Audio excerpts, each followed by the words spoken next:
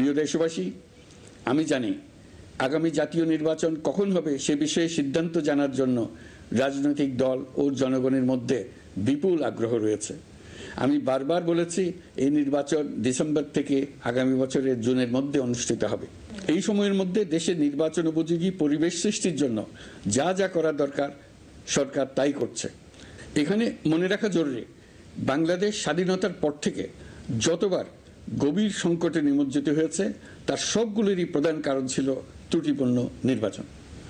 ত্রুটিপূর্ণ নির্বাচন প্রক্রিয়ায় বারবার ক্ষমতা কক্ষিগত করার মধ্য দিয়ে একটি রাজনৈতিক দল বর্বর ফ্যাসিস্টে পরিণত হয়েছিল।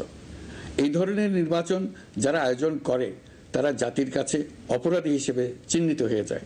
এমন নির্বাচনের মধ্য দিয়ে যে দল ক্ষমতায় আসে তারাও জনগণের কাছে ঘৃণিত হয়ে থাকে। এই সরকারের একটি বড় দায়িত্ব হলো একটি পরিচ্ছন্ন, উৎসবমুখর, শান্তিপূর্ণ, বিপুলভাবে অংশগ্রহণের পরিবেশে একটি নির্বাচন অনুষ্ঠান করা, এমন একটি নির্বাচন আয়োজন করা যাতে করে দেশ ভবিষ্যতে নতুন সংকটে না পড়ে। এই জন্য সবচেয়ে বেশি গুরুত্বপূর্ণ হলো প্রাতিষ্ঠানিক সংস্কার। যেই প্রতিষ্ঠানগুলো নির্বাচনের সঙ্গে সরাসরি জড়িত সেগুলোতে যদি সুশাসন নিশ্চিত করা না যায় তাহলে ছাত্র জনতার সকল আত্মত্যাগ বিফলে যাবে। সংস্কার, বিচার, নির্বাচন এই তিনটি ম্যান্ডেটের ভিত্তিতে আমরা দায়িত্ব গ্রহণ করেছিলাম। সেই বিবেচনায় আগামী রোজার ঈদের মধ্যে সংস্কার ও বিচারের বিষয়ে আমরা একটি গ্রহণযোগ্য জায়গায় পৌঁছতে পারব বলে বিশ্বাস করি। বিশেষ করে মানবতা বিরোধী অপরাধের বিচার, যা কিনা জুলাই গণ অভ্যুত্থানের শহীদদের প্রতি আমাদের সম্মিলিত দায়, সেই বিষয়ে আমরা দৃশ্যমান অগ্রগতি দেখতে পারব। এতে আমাদের উপর আপনাদের অর্পিত ম্যান্ডেট ন্যূনতম হলেও বাস্তবায়ন করে যেতে পারব।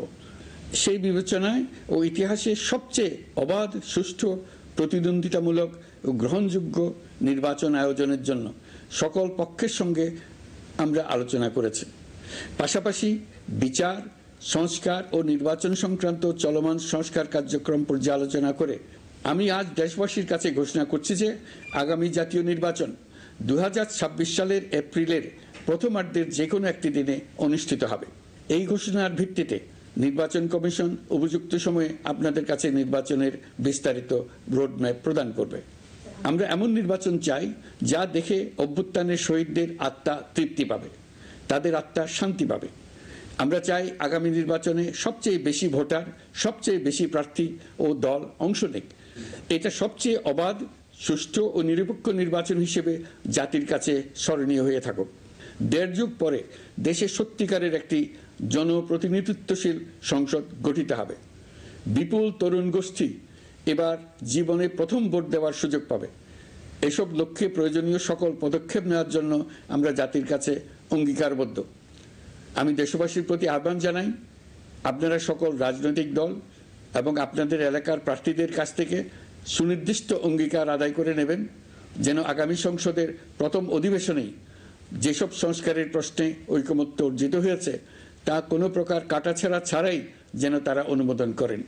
আপনারা ওয়াদা আদায় করে নেবেন যে তারা বাংলাদেশের স্বাধীনতা, সার্বভৌমত্ব, আঞ্চলিক অখণ্ডতা এবং জাতীয় মর্যাদার প্রশ্নে কখনো কোনো প্রকার আপোষ করবেন না এবং দেশের বাইরের কোনো শক্তির কাছে দেশের স্বার্থ বিকিয়ে দেবেন না।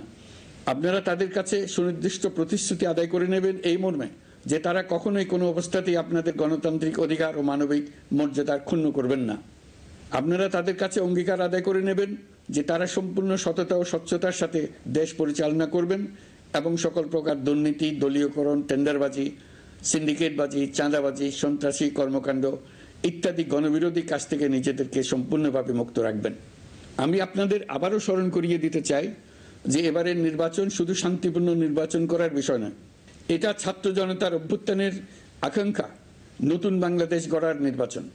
এই নির্বাচনে পরিচিত দলগুলিই থাকবে, তাদের পরিচিত মার্কাগুলিই থাকবে, কিন্তু ভোটারকে বের করে আনতে হবে যে এই মার্কার পেছনে আপনার কাছে ভোট প্রার্থীরা কে কতটুকু নতুন বাংলাদেশ গড়ার জন্য প্রস্তুত, কে কতটা প্রতিজ্ঞাবদ্ধ। আমরা যারা এই নির্বাচনে ভোটার হব তারা অত্যন্ত সৌভাগ্যবান এবং সৌভাগ্যবতী। আমরা একটা অনন্য ঐতিহাসিক ভূমিকা পালনের সুযোগ ও দায়িত্ব পাচ্ছি। আমরা জাতির নতুন যাত্রাপথ তৈরি করে দেওয়ার দায়িত্ব পাচ্ছি। আমরা নতুন রাজনৈতিক সংস্কৃতি সৃষ্টির মহান সুযোগটা পাচ্ছি। আমাদের সুচিন্তিত ভোটের মাধ্যমে নতুন বাংলাদেশ নির্মিত হবে, শহীদদের রক্তদান সার্থক হবে।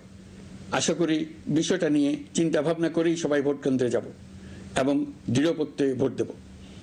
এখন থেকে ভাবনা চিন্তা শুরু করুন, আলোচনা শুরু করুন। এখন থেকে আপনাদের ভোটের গুরুত্বটা বুঝে নিন। আপনার এবারের ভোটের গুরুত্ব ঐতিহাসিক মানদণ্ডে দেখা হবে।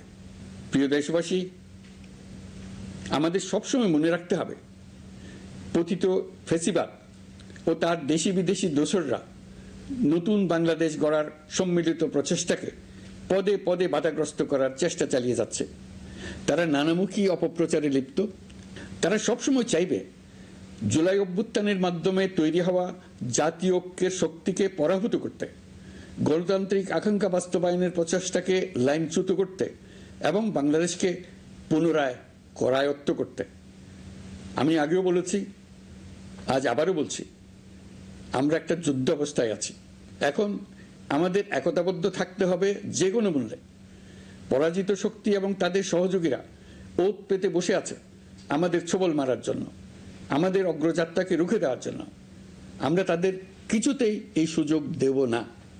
আসুন আমরা আমাদের সম্মিলিত প্রচেষ্টায় প্রিয় মাতৃভূমির স্বাধীনতা, সার্বভৌমত্ব, আঞ্চলিক অখণ্ডতা ও জাতীয় মর্যাদার বিরুদ্ধে যে কোনো আঘাত প্রতিহত করার উদ্দেশ্যে প্রতিরোধের ঐক্যবদ্ধ সুদৃঢ় প্রাচীর গড়ে তুলি।